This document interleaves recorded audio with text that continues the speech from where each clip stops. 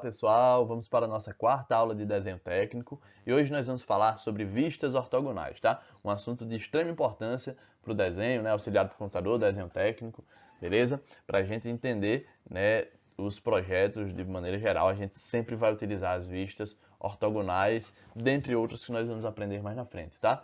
Então, ó, hoje vamos falar sobre projeções ortogonais, né? Vistas ortogonais ou ortográficas, e sobre os diedros, beleza? Vamos ver um pouco sobre esses dois assuntos. Um pouco não, né? Vamos nos aprofundar nesses dois conteúdos.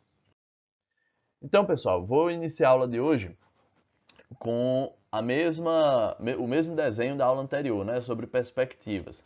Nós estudamos, né, na aula anterior que a perspectiva dá uma ideia geral do que é o objeto, beleza? Do que é a peça, a construção.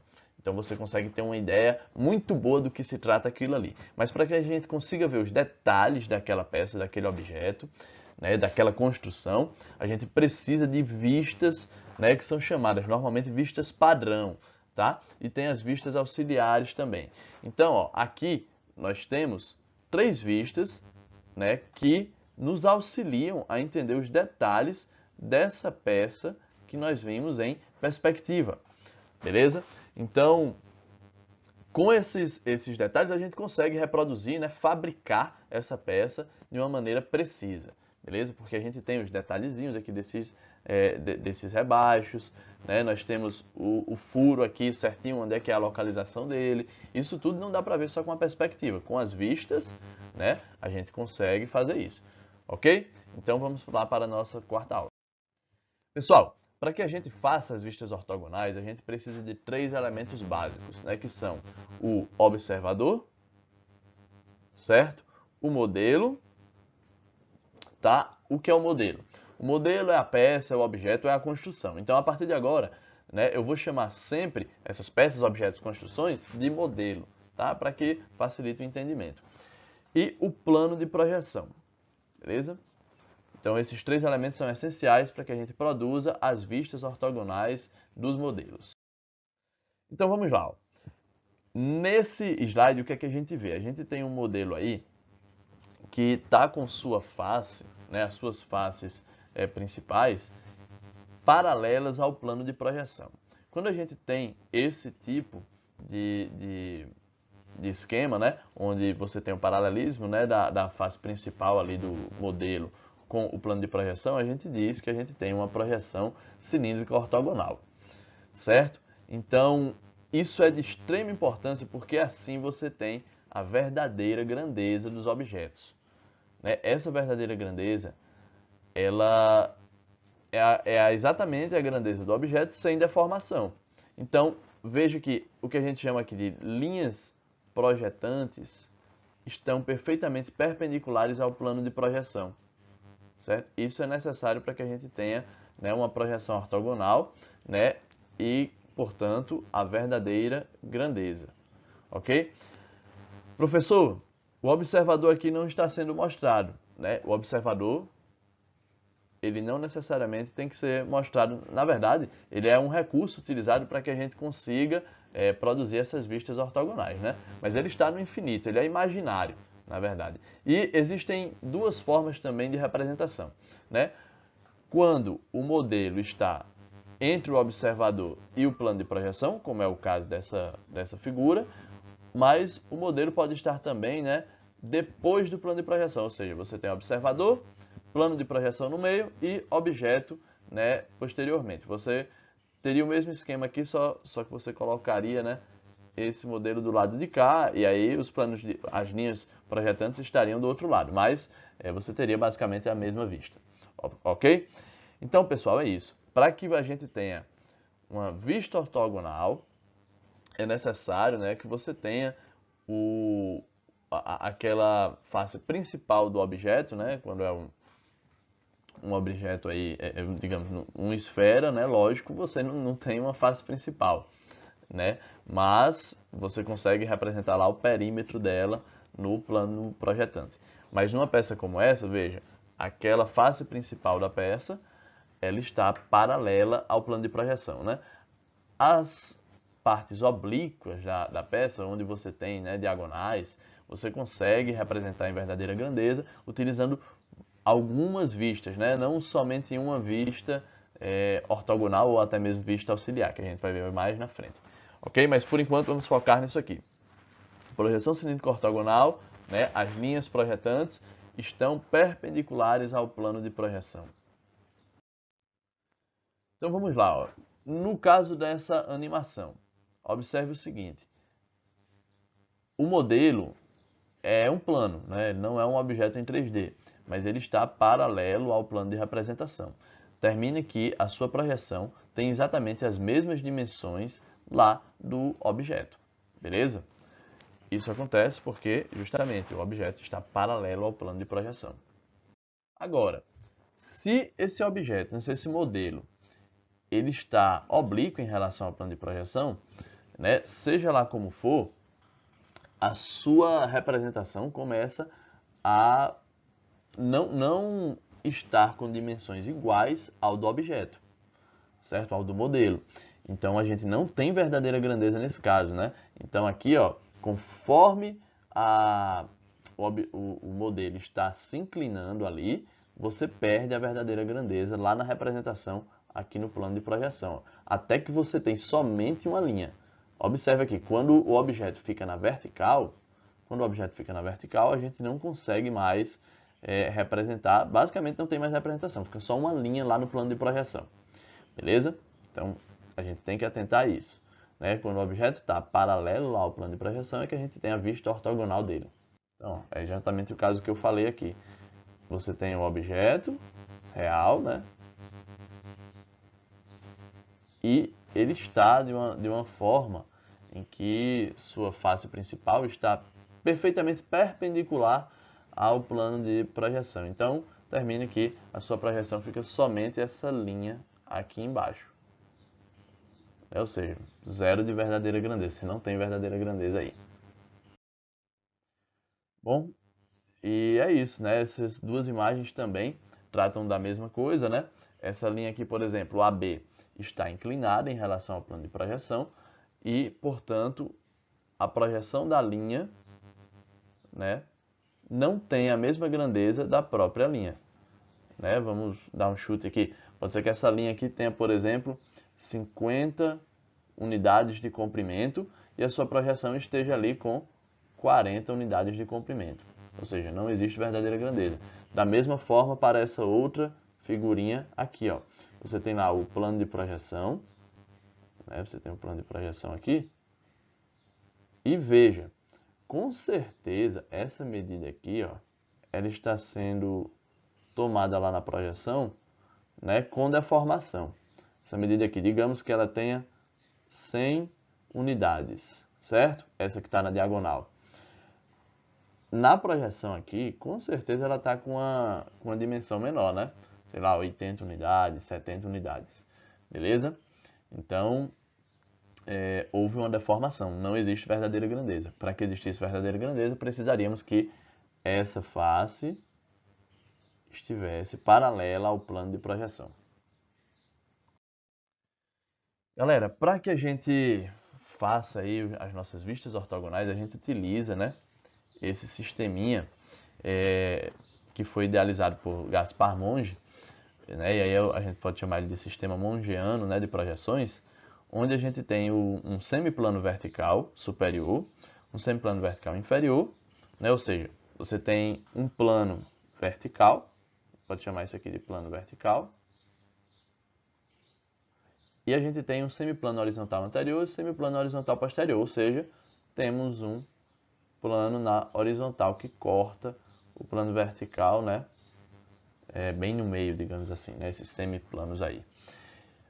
E aí a gente tem o nosso sisteminha de projeções mongeanas, né? Projeções mongeanas ou sistema mongeano de projeção. Galera, essa linha do meio a gente chama de linha terra, beleza? E aí a gente tem, como eu falei, né, o plano vertical e o plano horizontal. A gente divide, né, esses espaços formados, né, pelos planos em 4 espaços, né, em que a gente dá os nomes de primeiro diedro, segundo diedro, terceiro diedro e quarto diedro. Veja, a gente começando do primeiro diedro aqui, se a gente for rotacionando, né, no sentido anti-horário, a gente vai tendo os nomes, né, do segundo diedro, continua no sentido anti-horário, terceiro diedro, sentido anti-horário de novo, quarto diedro, até voltar para o primeiro diedro. Tudo bem? Então são os 4 espaços aí que a gente delimita. Bom, vejam aí que a gente já tem as projeções ortogonais, né, no primeiro diedro aí dessas duas peças e que a gente já forma duas vistas diferentes, tá? Para o modelo em vermelho, né, veja que até está parecido, né, a vista no plano horizontal e a vista no plano vertical, mas para o modelo azul a gente tem uma diferença significativa. Né? A vista no plano vertical está bem diferente da vista lá no plano horizontal. A gente vai ver que isso aí já vai gerar para a gente duas vistas ortogonais padrão. Né? Normalmente nós temos 3, mas para que a gente represente essas vistas aí no plano, é necessário que a gente rotacione o plano horizontal e faça o que a gente chama de rebatimento. Tá? Então, ó, rotaciona-se o plano horizontal para coincidir com a vertical, para que a gente consiga representar essas duas vistas ortogonais, tá? A gente tem que representar ela no papel, então, se a gente deixar, né, com esses espaços aí do primeiro, segundo, terceiro diedro, a gente não consegue representar, não tem como. Então, para que a gente represente as duas primeiras vistas, a gente faz assim, rotaciona o plano horizontal para coincidir com o vertical. No primeiro diedro, olha como é que fica. Né? A gente já está vendo aqui, né, na figurinha, ó, rebate e fica dessa maneira lá no primeiro diedro. Isso aí que está sendo mostrado é no primeiro diedro. Tá? Esse rebatimento a gente chama de épora. Esse tipo de vista aí que fica depois do rebatimento a gente chama de épora. Então, ó, no primeiro diedro a gente vai ter, né, duas vistas aí diferentes, no plano vertical e horizontal, e rotaciona, a gente vai ter a épora. Segundo diedro, terceiro, quarto diedro, certo? É bom prestar atenção no seguinte aqui. O observador sempre está na mesma posição, tá? Lado direito e lado superior, certo? Ele está vendo do lado direito e de um local superior ao diedro, tá? Então, em todos os diedros isso está acontecendo. E aí, isso vai gerar para a gente um detalhe importante. Nós vamos ver que quando a gente rebate os planos, no segundo diedro e no quarto diedro, a gente tem uma sobreposição, porque assim, para a gente rebater esse plano, a gente vai ter que rotacionar ele no sentido horário, certo? A gente rotaciona ele no sentido horário. Então, para o segundo diedro e no quarto diedro, a gente termina tendo uma sobreposição das vistas e não conseguimos utilizá-las. Já para o primeiro diedro e terceiro diedro, a gente não tem essa sobreposição. Mas o que é interessante prestar atenção? No primeiro diedro aqui, ó, o observador está na frente do modelo e por trás do modelo a gente tem o plano de projeção. Certo? Então, ó, observador na frente do modelo e por trás dele o plano de projeção. Tá? Tanto para o superior que está aqui na lateral direita, quanto para o observador que está na parte superior. Já no terceiro diedro, a gente tem, ó, observador, plano de projeção e modelo. Observador, plano de projeção e modelo. Beleza? Então, a ordem fica diferente para o primeiro e para o terceiro diedro. Isso tem que ser observado, porque vai gerar umas vistas diferentes também. Então, em desenho técnico, os dois diedros pares, segundo e quarto, não são utilizados, uma vez que, em épora, há a sobreposição das projeções após o rebatimento dos planos, dificultando a interpretação. Né? Essa questão do segundo diedro, né, da épora do segundo diedro, está aqui. Ó. As vistas, quando você rebate, que joga o plano aqui, ó, né, rotaciona ele no sentido horário, olha como ficam as vistas. Uma por cima da outra, não tem como utilizar. Quarto diedro, mesma coisa. Você rotaciona o plano aqui no sentido horário, as vistas ficam uma por cima da outra, não tem como utilizar. Já para o primeiro diedro, jogou aqui o plano horizontal, rebateu ele, né, para o sentido horário, você tem duas vistas, você consegue ver muito bem. E para o terceiro diedro, a mesma coisa. Jogou o plano horizontal aqui rebateu ele no sentido horário, você gera duas vistas também muito boas, né, para representar em verdadeira grandeza o modelo. Galera, importantíssimo, essa questão que eu falei do observador da posição do observador, ó, ela gera justamente a forma como a gente representa, né, o primeiro e o terceiro diédro, que são os utilizados. Nós vamos ver o seguinte: terceiro diédro é utilizado, né, nos Estados Unidos, Canadá, um sistema americano. Primeiro diédro é utilizado na Europa, é utilizado aqui no Brasil, beleza? Então, são dois sistemas que são utilizados, né, dependendo do lugar que você está. Então, é interessante que se entenda de onde é que vem isso aí, ó. O primeiro diédro é como se isso aqui fosse o modelo, isso aqui é o plano de projeção. E o observador estaria aqui, né, olhando daqui, ó. Então fica observador, na frente do modelo e por trás do modelo o plano de projeção, como a gente viu, né? Já para o terceiro diédro, o observador está no mesmo lugar, só que repare, né? A gente tem uma alteração na ordem do modelo e plano de projeção, ó. O observador está aqui, aí tem o plano de projeção e depois o modelo, né? As linhas projetantes viriam do modelo aqui para o plano de projeção e aqui do modelo para o plano de projeção em sentidos diferentes no primeiro e no terceiro diédro, tá? Aqui nós temos, ó, nessa imagenzinha aqui embaixo, como produzir esse símbolo aí do primeiro e do terceiro diédro, né? Caso você vá fazer seus desenhos no AutoCAD, né? Lógico, normalmente a gente já tem isso aí pronto, né? Você consegue baixar pronto já esses desenhos. Mas se você quiser produzir para colocar lá na sua legenda, as dimensões são essas. 5 unidades ali, né? Para esse círculo externo. 5 unidades aqui de distância entre essa face e essa. Aqui também você vai ter 5 para essa dimensão. Então, você tem as dimensões, né, para produzir o símbolo do primeiro diédro e do terceiro diédro, né, aqui nos slides. Deixa eu apagar isso aqui para poder ficar mais, né? Então, beleza, galera? Já podem pegar aqui do slide para vocês produzirem, caso queiram.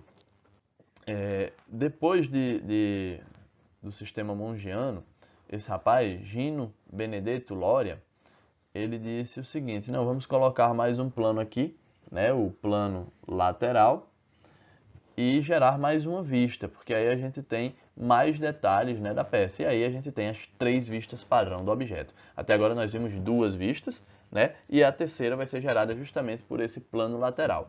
Então, para o primeiro diédro, a gente teria algo como esse, ó. A gente já tinha visto, né, o plano vertical aqui, e já tínhamos visto também o plano horizontal, né, gerando essa vista aqui do número 1 do dado e gerando a vista do número 2 do dado. E aí a gente colocando aqui por trás um plano lateral, nós vamos gerar mais uma vista, né, que para o caso do dado aí gera o número 3, né? Beleza? Então seriam 3 vistas. Uma vista frontal do modelo, uma vista superior do modelo, né? A frontal vai estar lá no plano vertical, a superior vai estar lá no plano horizontal e a vista lateral vai estar no plano lateral. No Brasil, onde se adota a representação no primeiro diédro, além do plano vertical e do plano horizontal, utiliza-se um terceiro plano de projeção, o plano lateral. Este plano é, ao mesmo tempo, perpendicular ao plano vertical e ao plano horizontal. Beleza? Isso aí vai nos gerar as 3 vistas ortogonais do modelo, do objeto. A projeção do modelo no plano vertical dá origem à vista frontal, a projeção do modelo no plano horizontal dá origem à vista superior, a gente já viu, né? E a projeção do modelo no plano lateral dá origem à vista lateral esquerda. A gente pode representar também a vista lateral direita se a gente colocar esse plano lateral, né, à frente, né? A gente vai ver que existe outra forma também ao invés de deixar só 3 planos, deixa os 6, né, do cubo. E aí você gera mais vistas ainda. Ó, mas olha aí como é que fica no primeiro diédro as vistas, né? Você tem lá o modelo aqui em azul, né? E você gera 3 vistas diferentes. Essas são as 3 vistas que a gente quer. São as vistas ortogonais, são as vistas padrão do objeto, do modelo. Então, ó, o rebatimento a gente já viu, né? O plano vertical, onde se projeta a vista frontal, deve ser imaginado sempre numa posição fixa. Então, ele não vai mudar. Para rebater o plano horizontal, imaginamos que ele sofre uma rotação de 90 graus para baixo, né, naquele sentido horário que eu falei, em torno do eixo de interseção com o plano vertical. O eixo de interseção é a aresta comum aos dois semiplanos, seria aquela linha terra que a gente viu no início. Para rebater o plano de projeção lateral, imaginamos que ele sofre uma rotação de 90 graus para a direita, em torno do eixo de interseção com o plano vertical. E aí a gente gera as três vistas principais ou três vistas padrão do modelo. Tá? A, B e C. Beleza? A gente acabou de ver isso, eu vou passar um pouquinho mais rápido aqui desses slides. Qualquer dúvida, dê uma lida. Vamos ver esse exercício aqui. Preencha as alternativas da coluna 2 de acordo com a coluna 1 para o primeiro diedro. No primeiro diedro, a vista frontal fica em que plano? A gente viu, né, que acabamos de ver isso. No primeiro diedro, a vista frontal vai ficar no plano de projeção vertical, certo? Plano de projeção vertical. Plano de projeção vertical A. Vista superior vai ser plano de projeção horizontal, então B vai ser aqui, ó. E vista lateral esquerda vai ser no plano de projeção lateral, C.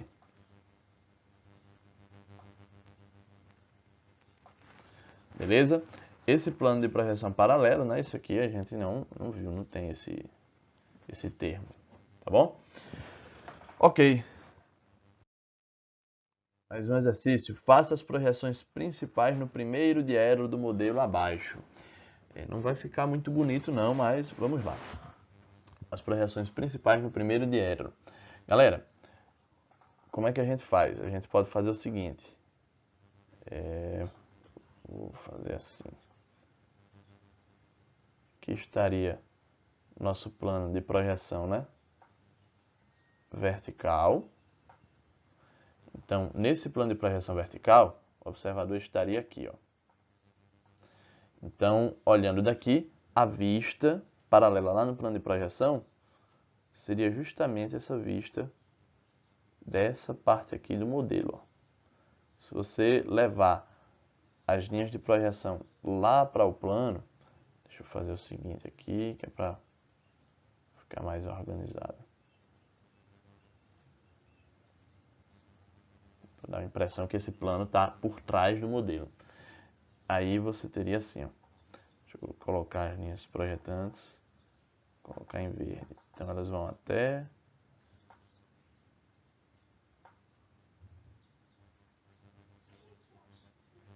aqui o plano de projeção.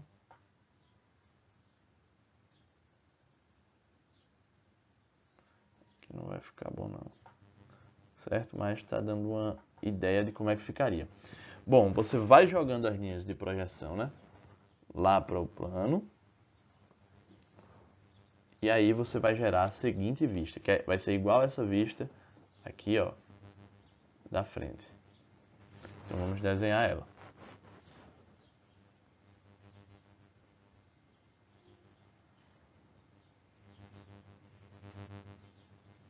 Beleza? Mais ou menos isso aqui, né? Bem por cima mesmo. Bom, agora vamos fazer a vista superior no plano horizontal. No plano horizontal nós temos o seguinte. Plano horizontal aqui, deixa eu colocar em vermelho, né? O plano horizontal vai estar aqui embaixo. Beleza? Então a gente vai pegar e jogar lá as linhas projetantes lá para o plano. A gente vai gerar uma vista aqui, né, que vai ficar mais ou menos esse retângulo maior, né? Nossa vista vai ser aqui de cima. Vou pegar de preto aqui. A gente vai estar olhando daqui de cima e vai gerar a vista superior. Essa vista superior vai ficar mais ou menos assim.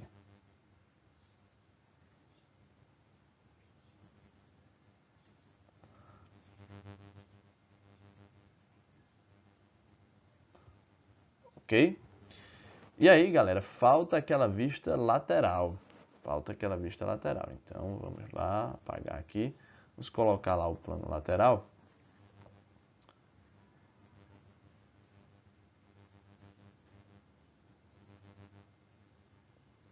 lateral estaria aqui atrás, né?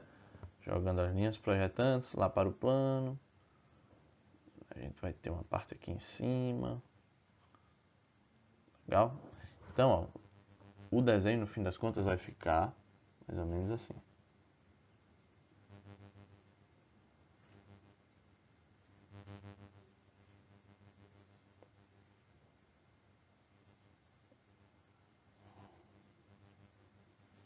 Peraí, tá muito difícil de desenhar aqui no computador, pessoal.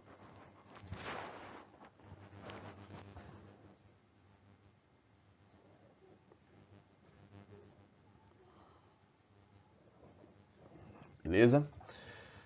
Bom, de uma maneira aí, né, seria mais fácil fazer isso presencialmente ou utilizando uma régua, né, seria bem mais simples. Mas a gente teria basicamente essas três vistas aí, né, com as linhas muito mais perfeitas, do jeito que tá realmente tá bem difícil. Mas seria isso, beleza, pessoal? Tentem reproduzir isso em casa, né, da maneira correta, colocando as linhas projetantes. Vocês têm aí régua, o par de esquadros de vocês teria como fazer de uma maneira bem perfeita aí para que a gente tenha isso em perfeita grandeza, ok? E aí, pessoal, a gente tem uma outra opção, que é quando as vistas padrão, né, que seriam aqui a vista 1, 3 e 2. Quando elas não derem conta do recado, ou seja, não mostrarem todos os detalhes, ou simplesmente se a gente for representar com a 2 ou a 3, algo que já tenha visto na 1 vai ficar algo redundante, a gente pode utilizar outras vistas, né? Que são essa vista 4 aqui. No caso do primeiro diedro, seria uma vista lateral direita, né? A 3 aqui é vista lateral esquerda, né? E a 4 seria uma vista lateral, né, direita. É muito comum representá-la também, viu, no primeiro diedro. A gente pode ter aqui a vista 5, que seria, se a 2 é a vista superior, o 5 seria a vista inferior, tá? Inferior. No primeiro diedro, tá, pessoal? E a vista 6 aqui, né, se a 1 é a vista frontal, a 6 a gente pode dizer que é a vista posterior, tá? Legal? Então a gente teria aí mais 3 vistas que a gente poderia utilizar. Então, ó, olha só. Ah, um detalhe. Essa vista posterior, ela pode ficar desse lado, como está nesse slide, ou pode ficar, né, do outro lado aqui, como ficou no slide anterior. Voltar um pouquinho o vídeo que você vai perceber. Então, a vista posterior, ela não tem um lugar fixo, não. Beleza? Mas as outras vistas sempre vão estar no mesmo lugar. Para o primeiro diedro, ficaria esse esqueminha, né? Só essa vista posterior que poderia estar, por exemplo, né, desse lado aqui, né? O dado aí com 6. Tá bom? Então, mais um slide aí para a gente ter um entendimento. E aqui, só adiantando, a gente tem alguns tipos de linhas que a gente não viu, né? Quando a gente tem algum detalhe que não esteja visível de uma determinada vista, mas que ele existe, a gente pode utilizar esse tipo de linha tracejada aqui, né, para mostrar que existe aquele contorno, né, mas na frente dele ali tem outra parte sólida do objeto, então ele estaria invisível naquela vista, né? Então, ó, por exemplo, essa vista aqui é uma vista posterior, é como se o observador estivesse aqui atrás, ó. Então, se eu estiver vendo o objeto aqui de trás, essa linha aqui, por exemplo, ela não vai estar sendo visível, mas a gente sabe que está lá. Então a gente representa ela com esse tracejado, ó. Beleza? Veja que na vista frontal não ficou tracejado. A vista frontal aqui, ó, não ficou tracejado, ficou uma linha cheia. Por quê? Porque eu estou vendo lá essa linha. Eu estou vendo esse detalhe na peça. Beleza? Mas, por exemplo, o furo, ó, o furo, quando eu olho aqui da vista lateral, então lá na vista lateral, ó, o furo tá tracejado, porque eu não estou vendo ele, né, daquela vista lá, mas eu sei que tem aquele detalhe. Então a gente coloca a linha tracejada. Bom, então linhas nas projeções, né, justamente sobre isso que a gente acabou de falar. A gente acabou de falar isso no slide anterior. Então, olha só, quando a gente tem detalhes que em determinadas vistas não são visíveis, né? Então aqui, ó, no plano de projeção lateral, tá me dando um detalhe aqui com a linha tracejada. Por quê? Imagine que você esteja olhando o objeto aqui na parte lateral. Você só vai estar vendo, de fato, você só vai estar vendo o retângulo. Não vou estar vendo essa linha tracejada. Mas para termos de representação, né, para que você reproduza aquela peça depois, é bom você saber que ali por trás vai ter algum detalhe. Esse detalhe, como ele não está sendo visível aqui, você estaria vendo só o retângulo maciço. Beleza? Então, para que a gente saiba que tem um detalhe ali por trás, eu vou e coloco a linha tracejada que representa aquela aresta que não está visível. Beleza? Já quando a gente tem elementos oblíquos, o que é que a gente faz? Eu tento representar aquilo em verdadeira grandeza em alguma vista, né? Veja, eu tenho essa face aqui para mim, ela é oblíqua em relação a todos os planos. Mas, o que é que ocorre? Quando eu olho essa face aí, quando eu olho, por exemplo, a vista lateral esquerda, né, é essa vista aqui. Vocês estão conseguindo enxergar alguma coisa oblíqua? Não, não tem nada diagonal aí. Né? Tá um retângulo perfeito, porque a gente olhando de lado, a gente não consegue perceber, né, que essa face é diagonal dessa vista lateral esquerda. Então, isso aqui não está em verdadeira grandeza nessa vista. E agora?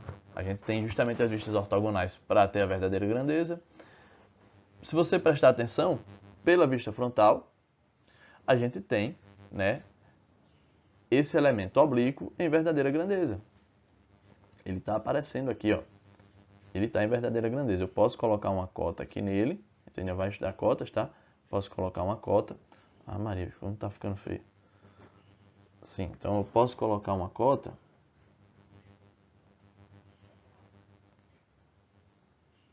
Parece que eu fui aqui para cima da tela do computador, ficou pior. E se essa linha diagonal tiver 10 unidades, ela vai ser mostrada aqui com 10 unidades.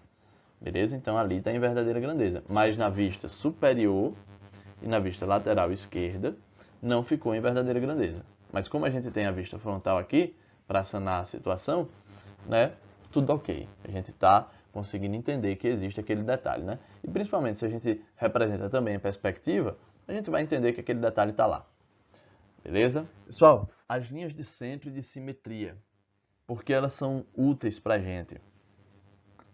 Quando você coloca, né, nas vistas ortogonais as linhas de centro e de simetria, você já sabe, né, que se existe algum detalhe ali que você não está vendo, ele é simétrico àquele outro lado. Você termina precisando de menos vistas, às vezes, por causa disso, certo?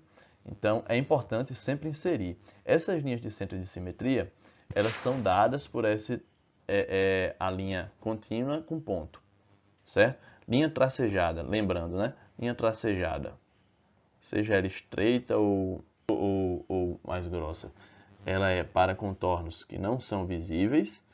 E a linha traço, ponto,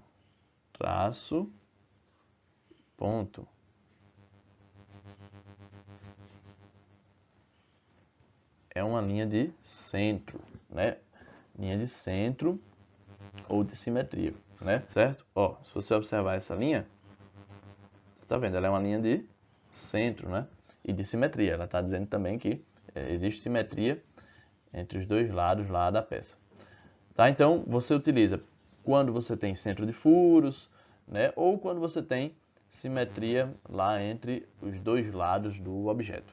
Às vezes, dependendo da peça que a gente está, dependendo do modelo que a gente está representando, utilizando linhas de simetria e as linhas tracejadas, você não precisa de determinadas vistas, né? Apenas com 3 vistas padrão, você consegue representar todos os detalhes da peça, não sendo necessário, né, outras vistas aí que a gente estava estudando, beleza? Então vamos sempre utilizar as linhas de centro, de simetria, né, as linhas tracejadas para os contornos, né, que isso é obrigatório, na verdade, né, e aí a gente tem uma economia de vistas que isso é importante, beleza, pessoal? Vamos falar agora sobre a projeção no terceiro diedro, né, que é aquela representação mais utilizada nos Estados Unidos e Canadá. Nesse caso, a gente tem uma diferença já de cara, que é a questão de que o observador, o plano de projeção fica entre o observador e o modelo. Então, observe aqui, ó, o observador está aqui, né, no infinito, o plano de projeção vai estar aqui, e depois do plano de projeção, a gente tem, né, o nosso modelo, beleza? Então isso vale para todas as vistas. Isso vale para todas as vistas aqui. Vamos lá. Então, ó, observador aqui em cima, plano de projeção, modelo aqui embaixo, ok? Então, isso aí vai ser para todas as vistas. Segunda diferença básica, as vistas laterais, né, seja ela esquerda ou direita, elas vão estar na parte de baixo, né, do esquema. Então, a vista principal, que a gente diz normalmente que é a vista frontal, ao lado dela vai estar a lateral esquerda ou a lateral direita, aqui, certo? E em cima fica a vista superior. Tudo bem? Então, ó, quando você vê uma vista lateral na parte de baixo, você já sabe, né? É terceiro diedro. Ok? É representação no terceiro diedro. Seja ela a vista lateral direita, ou a vista esquerda, ou a vista lateral direita, tá? Que estaria mais aqui para esse lado. Beleza? Então é isso, pessoal. Tem que ficar atento a essas duas diferenças, né? De resto é a mesma coisa, né? No plano vertical você tem a vista frontal. No plano horizontal, né? Aqui você tem a vista superior. E no plano lateral você tem a vista lateral esquerda ou, né, se ele tiver, você pode pegar também a vista lateral esquerda, né? Isso aí vai depender do que você quer. Se você pegar aqui atrás, né, você pega a vista lateral, vai olhar aqui de trás, pegar a vista lateral direita. Beleza? Então, ficar atento a isso. Existem algumas bibliografias, né, que trazem aí a vista frontal, né, no plano lateral, né, e trazendo a vista lateral no plano vertical. Então, ó, primeiro diedro, método europeu. Nós temos, portanto, a vista frontal em cima, né, do lado da vista frontal, a vista lateral esquerda ou do outro lado, né, a vista lateral direita, e a vista superior normalmente embaixo. Terceiro diedro, método americano, né? Observem aqui os símbolos, né? Os símbolos, ó, sempre o observador vai estar do lado de cá. Então, ó, primeiro diedro, você tem observador, modelo, plano de projeção, né? Terceiro diedro, você tem observador aqui, né? Vai estar do lado de cá, plano de projeção, modelo, ok? Então, ó, outra diferença, né? Que a vista, né, lateral vai estar na parte de baixo aqui, né, ao lado da vista principal, que é a frontal. Seja ela lateral esquerda ou, como eu falei, a lateral direita vai estar aqui do outro lado. Beleza, já falamos sobre isso. Acredito que está entendido. Então vamos fazer um exercício aqui. De cara, né? Isso aí vai ser primeiro diedro, porque o espaço reservado aqui para a vista lateral está na parte de cima, né? A gente tem a vista frontal, né? E na parte de cima a gente tem uma vista lateral. Você já sabe que está no primeiro diedro. Então complete as vistas do modelo no primeiro diedro. Então vamos lá, a gente tem aqui a vista frontal, já está feita. A gente tem agora a vista lateral esquerda, aqui então, ó.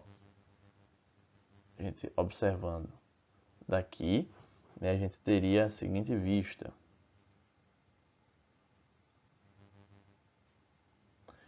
E aqui embaixo, né? Esse detalhe. Esse plano oblíquo não está em verdadeira grandeza na vista lateral esquerda para este exercício, né? E na vista superior, né, vamos completar aqui, a gente também tem planos oblíquos que não vão estar em verdadeira grandeza. Porém, como a gente tem aqui, ó, na vista frontal, os planos oblíquos sendo mostrados em verdadeira grandeza, não teremos problemas. Então, vamos lá, vamos desenhar aqui. A gente vai ter, né, esse quadrado aqui de cima, detalhe, né? Quadrado aqui, e a gente tem essas perninhas aqui, ó.